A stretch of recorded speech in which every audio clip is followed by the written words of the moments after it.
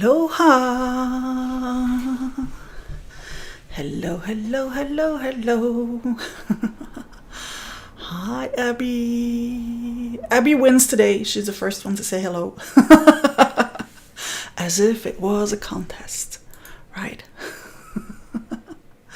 Hello, everyone. Welcome, welcome. Hello, Lotta. Hello, Ruth. Hello, Linda. Welcome, welcome, everyone. Feels good to be live here today with you. Feels like it's been like forever since I've done this live. Bonsoir. I can actually hear you say it, Celia. Bonsoir. With your super soft voice. Hello, hello. Welcome, welcome. How is everyone doing? Abby is proud to be the winner. I'm glad for you, Abby. How is everyone doing? How are you doing today? I want to know. I actually want to be reassured that everyone is doing well. So if you're not, you need to say so. Because otherwise we cannot send you the good vibes that you need, right? All good for Linda. Now that makes me super happy. Excellent. All the better for seeing you. Thank you, Celia. Hello, Anya. It's easier when there's a name, right, Anya? Lotta is doing okay. Lotta, I know you had a super heavy week. I've been thinking about you. I've been sending you all the good vibes. I hope you got them. Ruth is doing fine too. Good. That all makes me happy to see that everyone is doing well. Good, Abby. Good, good, good. I'm looking forward to hanging out together this month. We have missed you. Sometimes life has a way to keep us busy, but I love it when butterflies just come back and join the flock again, when life actually gets a little bit calmer. But that is not what you're here for. You are here for a new Allure Day challenge. And as today is the start of a new theme, there's also a little demo moment. And today I have a very cool announcement for you. I hope it will make you happy. But for now, hello, my lovely butterfly, and welcome to a new Allure a Day challenge. There's no shout out. You will hear in a minute why. We are on week 17 of this Allure a Day challenge. This challenge will run from today, April 30th, until May 7th. It's always like complicated when a month doesn't start like, well, it's starting tomorrow, but we need to get started with a new theme. So that is why the live is today.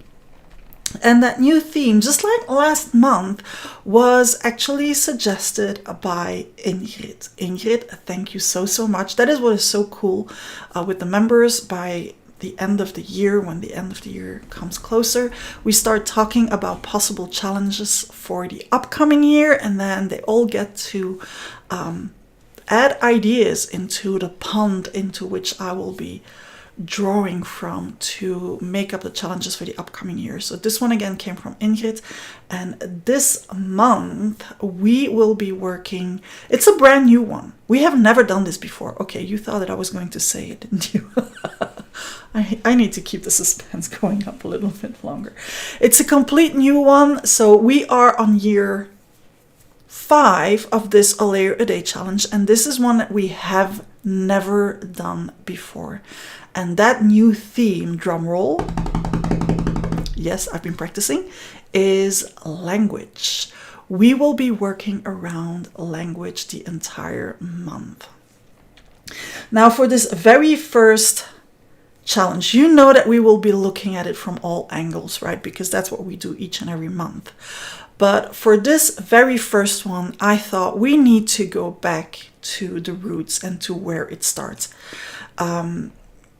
And talking about language, when I look that way, I'm actually reading what it is you're saying. I'm looking at your language about this challenge, which is always so much fun to do. I wanted to start at the beginning and go back to the root of all language for us human beings, for each of us as a human being. And it is when we are a child, we learn that first language, which we call our mother tongue. So our very first challenge within the language team is mother tongue. And the reason that I came for that is for several reasons. First of all, those were our first words. They were babbled in what is our mother tongue, right? You might have learned another language later on. You might have started to talk in another language later on, but that very first one, that is why we call it mother tongue. That very first one was your mother tongue, was the first language that you actually learned. That is the first reason. You might have lost feel with it because of life, but somewhere it's always something that resonates with us. It's always something that we carry with us in some kind of way for the rest of our life, even if for some reason, because life, we do not speak it anymore. So that is why I wanted to go back to that very, very first stage of language. And then the second reason was, for some people, it might be good to have a look at that mother tongue because it might not be the only language that you learned when you were a child. And then you have feel with several languages. Some of us, and I like to call it a father tongue. Some of us have a mother tongue and a father tongue. For me, with my mom at home, we spoke Dutch. With my dad, I spoke French. And I could even continue because with my grandparents, I would talk in Italian, which I don't speak anymore, but there's like these little expressions that very easily come back because those were the expressions that I used to use when I was a child, or those expressions that my grandmother always had to say to me when I was a naughty little girl. So, yes, there is this mother tongue, but maybe you also have a father tongue. I don't even know if that's a word in English. I've always used that word, father tongue. Is that a word in English? Let me know in comments. Is that even a thing? Is that even a word in English? Or is this something that I've always made up? And like me, maybe you have like different kind of tongues. Could there be like a grandparent tongue? So maybe you learned several mother tongues when you were a child, and I would like for each one of us to go back to those first languages that we spoke and the feel that we have with those. Now, you might be thinking, I only have one mother tongue. Good. Go back to that and a sensible, not sure, sounds like a sensible phrase. Okay, Abby, I'm lost in translation here. Sensible phrase, that doesn't mean it makes sense. Go back to that very, very first stage when you started to talk, when you started to learn to talk. Go back to that and the feel that you have with that. And if it's just one language, it's just as fine. We all have our other upbringings and we have to make do with those, right? Okay, thanks, Abby. Thanks for developing my English, my language. Always appreciate when that happens. So, mother tongue. Now, I also wanted to add that the very interesting thing with that is even when you only have one mother tongue, depending on the persona that you are, depending on the moment where you're in, you're going to use your mother tongue in a completely different way. When you speak several languages, that aspect is even more pronounced. For example, when I speak in French, I have a completely different voice. When I speak in Dutch, again, it's another voice. But you also have that when you only speak one language. The type of English, the way that you speak your English, if English is your mother tongue at home, will be completely different than the persona that you are at work. First of all, you will use a completely different vocabulary, but also the way that you use that vocabulary will be completely different than the persona that you are at home. So we all have those different personas. What does your mother tongue do with that? And yeah, if you need proof that when I speak in French, it's a completely different thing, here we go. Quand je parle en français, j'ai une toute autre voix, parce que je parle totalement différemment. En als ik in het Nederlands praat, is dat weer al een andere stem, want dan rol ik mijn R's blijkbaar helemaal anders. En dan klinkt dat weer anders. There you go.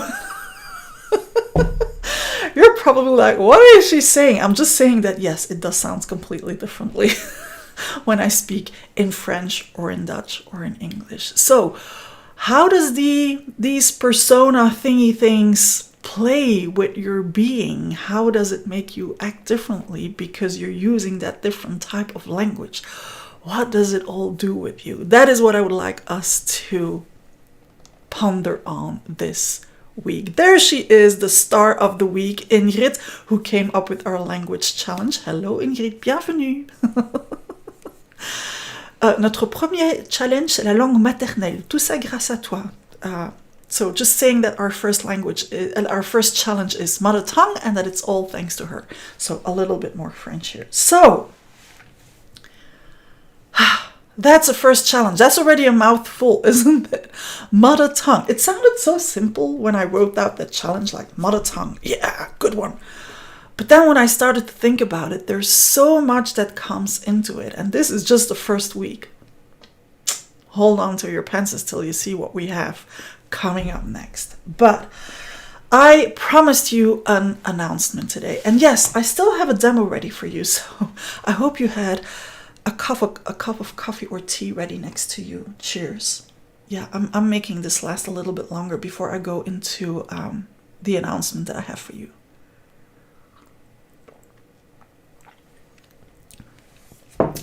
There we go. A little announcement. I promised you last week that there was something coming up, a little change coming up within the Alire a Day challenge. If you cannot pronounce the name of your own challenge, it means you have a problem. Drum roll. I need to use that. I've been practicing so hard with that drum roll. I need to use that. So, the announcement that I have for you is that I wanted to change things with the shout-outs because I think some weeks it can feel unfair to some person who feel like I've been putting in so much into that and still she did not give me a shout-out. And I wanted to avoid that. And every week it gave me a bit of a bad feeling to have to pick people. So I thought I need to add a little bit more of luck and chance into that. Yes, a language problem, Ingrid. And that is exactly what I came up with. So from now on, for each finalized spread that you post for the ongoing challenge, so I'm not going to go back to challenges that were like last month or last year because I need to focus on those who are playing around now. For each finalized spread that you post within the forum before 9 a.m. on Saturday, my time, so consider that it's now for me 7:45 in the evening, so it's almost 12 hours earlier. For each finalized spread that you post, I will write down your name on a piece of paper and put it in a bowl. Then the first coming live challenge like today, every time we start with a new theme, it is a live prompt. I will pick out one name and that person, I will actually spend time with that person in a one-on-one Zoom session. Now that Zoom session can be filled in with whatever it is you feel like filling it in concerning art journaling, mindfulness, and even art therapy. It will be about 30 to 45 minutes long, but we can either go over a spread that you made and that you would like to talk about, or we could go over a technique that you have questions about. We could actually journal together. What else did I write down? You could ask me for feedback about a spread that you made and that you would like some art therapeutical interpretation from that we could discuss together. So that half an hour to 45 minutes can be filled in whatever way you feel like filling it in. So I will be yours, art journalistically, for a 30 to 45 minute Zoom session. So once more, for each spread of the ongoing challenge, for each finalized spread that you post, I will put your name in for the draw, and that draw will happen live during the first challenge of the following month when we start with a new theme. Okay? Do we have any questions about that? Excellent idea, France. One-on-one sessions with you are awesome. Thank you, Lotta. Thank you so much. Totally appreciate it. And I really, really love spending time with you all. So this is maybe my way of asking a little bit more of that. Okay, I'm not seeing any questions pop up for that, but don't worry, I have a newsletter coming your way this week because, of course, it's the beginning of a new month, so there's a whole bunch of things that is going up on the forum for the members. And as you know, I always send out a newsletter about that at the beginning of the month so that you know where to find what within the forum, so that you don't have to look for the calendar, or so that you don't have to look for the downloadable or the overview or whatever it is you could be looking forward to. So that was for the announcement. I actually wrote down, I will be there solely for you, with the you within a little hard, because that is how I feel about this little change within the A Layer a Day challenge. So looking forward to that. Now, I prepped a little demo for you, so I'm gonna take what I prepped to do this little demo. There we go, switching things here, and now I'm going to switch my camera. There you go. You cannot see much yet, except for this, which you should not be seeing.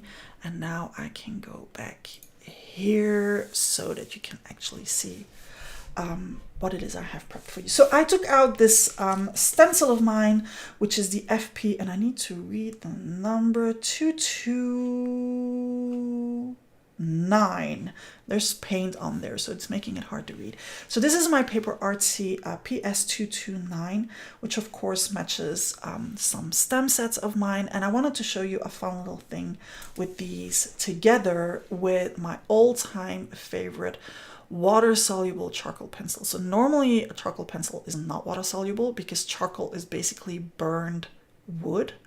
But this one is water-soluble, and it is so, pardon my French, freakishly cool and smooth that I totally love it. And I wanted to share a fun little something with it. Now, the first thing that I would like to show is how do you sharpen charcoal pencils, because sometimes they are so brittle, they are so fragile, it can be very hard to do. The first thing that I do is, instead of, so normally I would go this way and then I would turn with the pencil, right? The thing is, when you do it that way, you have a lot of chance to break off the tip. If you switch this around, it already makes it safer for the pencil and you have less risk of damage. The second thing that I like to do is I use these kind of pencil sharpeners, which has two openings, a small one and a big one. Now, normally this kind of pencil should go in the small one, right? Because it fits in there perfectly. The thing is, when you do it that way, you won't get a very sharp point very fast. There's a faster way to do that. And that is by using it in the second opening. Because this way I can tilt the pencil in whatever way I want it so that it directly goes onto the knife. Now, if I would do it this way, it's easier because I have more support, but like I said, it would break off more easy as well. So I'm gonna do it this way, and I'm gonna turn with the sharpener instead of turning with the pencil. There we go.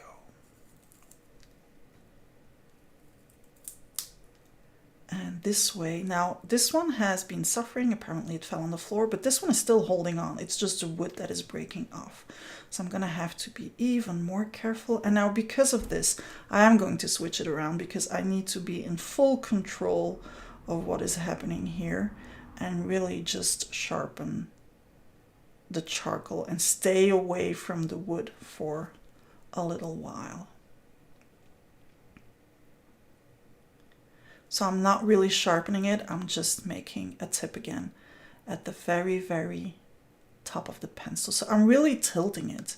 There's really just like a very small part of the pencil touching the blade of the sharpener. There we go. And now I have a really nice point that I will be able to work with. So that was the first thing. And if your pencil is really, really smooth, just put it in the freezer. Like if it's really too soft and smushing around in your sharpener, put it in a freezer and then it will stiffen up. And this is not something that I came up with. This is something that I saw from the makeup world, and it works for these as well. So that was a first trick. A second trick that I would like to show you is we are so used to make a close shape when we use a stencil that these kind of thingy things can be a little bit intimidating. Well, I could just use it on the edge, but I want to make it a little bit more interesting. And you know what? I'm going to take this piece because what I'm going to do here is going to cover up more. I'll use the other one for later on. This is just some ink, water-soluble ink. Placing my stencil. Now, one of the things that we would do here is either go in with a blending tool and distress ink or oxide, or go in with some paint and a sponge, but I'm going to go in with my favorite tool, which is the pencil. And I'm really going to trace here on the edge of the stencil.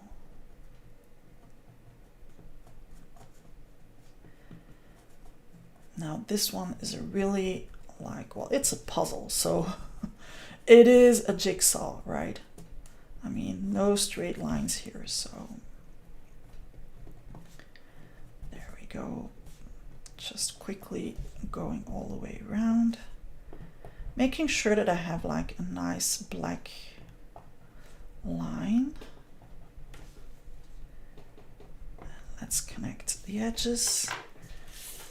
There we go. And at this point, it's not saying very much, but if I now go in with, because this is a water-soluble pencil, I need to go in with water, right? And now I can actually start blending this. So first I'm just going to follow the line.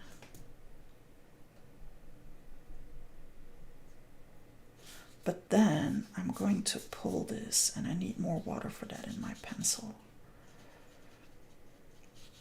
And then I can pull it all the way to the edge.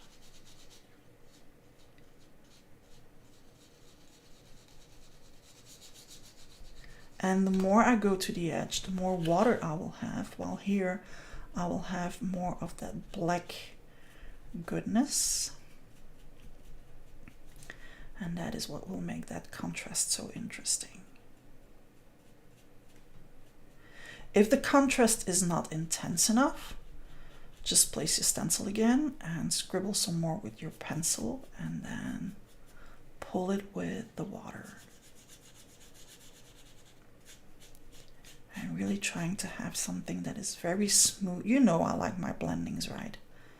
I like my blendings to be super duper smooth. Now the thing here is to stay within the lines. Even if this is a live demo, you want it to go fast, but you still want it to have it in the lines. And then pull.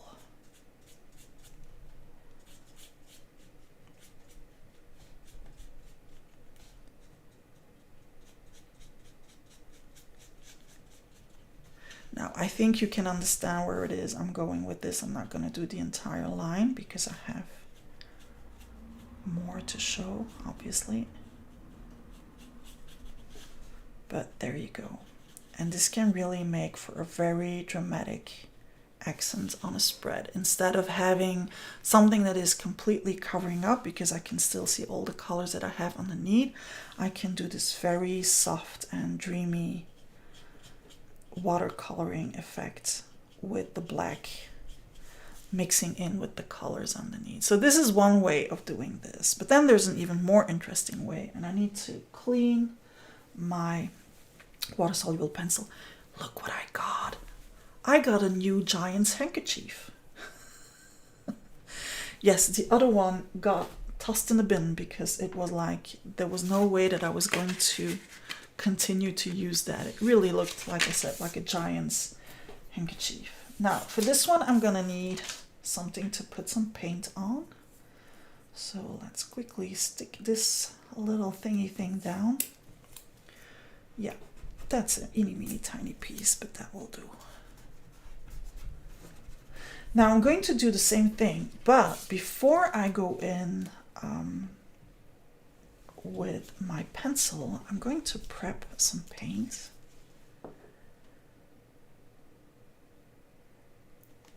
Oh, this one is clogged. I haven't used it in a while now. That's okay. Let's quickly unclog it. And to do so, I just take a sticky stick. There we go. That's what happens when you haven't used your paint in a moment.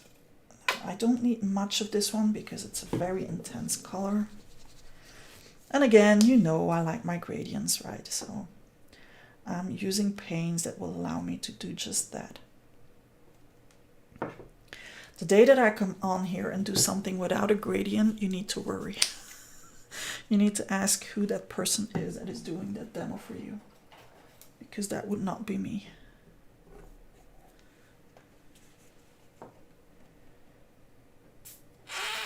And that is my lightest color. There we go. And I should have shaked it a little bit more, but that's okay. It will work nonetheless.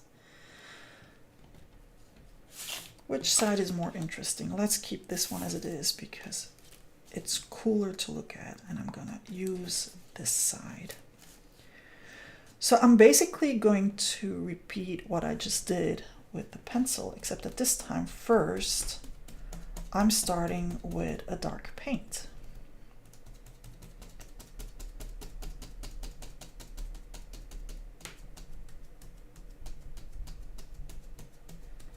Now emptying my sponge directly on the paper so that I don't have to clean it somewhere else, and then picking some of that paint, picking some of that paint, doing a little mix, and then continuing my line. And then I can start to mix those.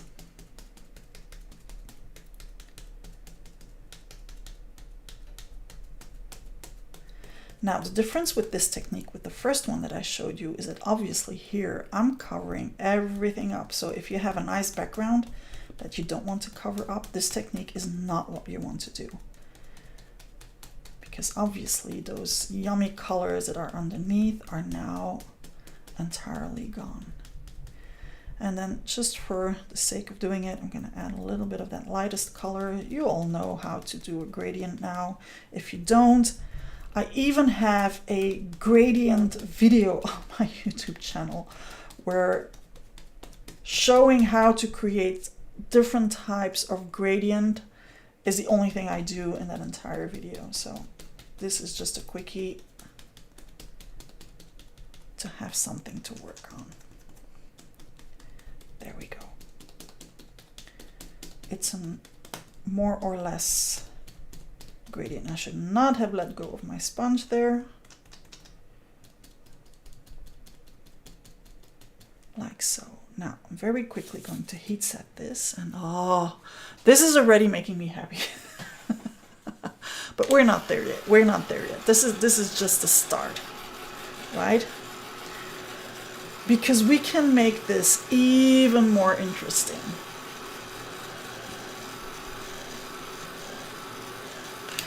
Because now I'm going to repeat what I did on the first stencil. Now to do that, I first need to wipe off whatever fresh paint is left on here. There we go. Now putting my stencil back. That's always the interesting part, like where was it? something like this, because you don't want to heat set the paint with your stencil in place, of course. Now I'm just gonna take this and re-accentuate here and there, like really on the edge.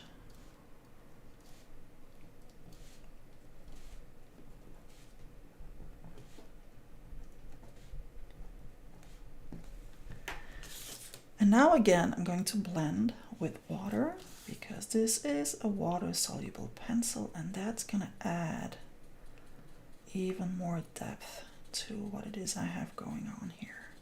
And don't forget again to pull it so that you don't leave it just sitting there creating lines. Oops. There we go. And then pulling, just like I did with the first one where I only had the water-soluble pencil. Except that this time I'm adding even more shading to what I have in paint. And I'm not going to do the whole thing so that you can actually see the difference. So I did it here, I didn't do it here. So you can see that there is even more depth in this part. And that is done just by adding a little bit of water-soluble charcoal pencil and then blending it in. So yeah, I think you can understand why that charcoal pencil is one of my favorite tools. That's it, super duper easy little technique that allows to add a whole bunch of depth to a little something that you would like to create. There we go. I'm gonna switch camera again so that I can look at you now. I think you've seen enough of this. Oh my gosh, look at this. Look at this little piece, like how. Yes, okay, I'm sorry. I'm having a moment here. I really like that dark, intense blending going on the paper. Voila, that was today's little demo. As you know, I like to keep these little live sessions to half an hour. So if you have any more questions or suggestions or things you would like to share, now's the time while I take a last sip of my little drink.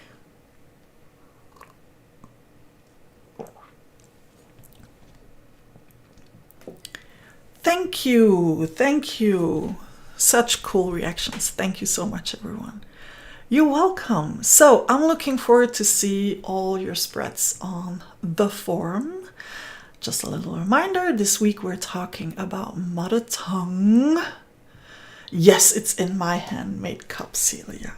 Yes, it's one of my, these are the kind of cups that I make to drink coffee and tea. So it's all about mother tongue that we're talking about. I'm really looking forward to see what it is you have to say about your mother tongue and the personas that you are in function of where it is you are and how it is you're speaking and so on. Thank you so much for being here with me today. Truly appreciate it. I'm looking forward to draw the first winner of the one-on-one Zoom session with all the finalized spreads that will be shared within the forum. That's it. That's all I had for you today. I hope you had fun. I sure did. So I hope you had too. Have an amazing day. Have an amazing week. See you on the forum. Don't forget to put down a layer a day in a mindful way. Butterfly kisses.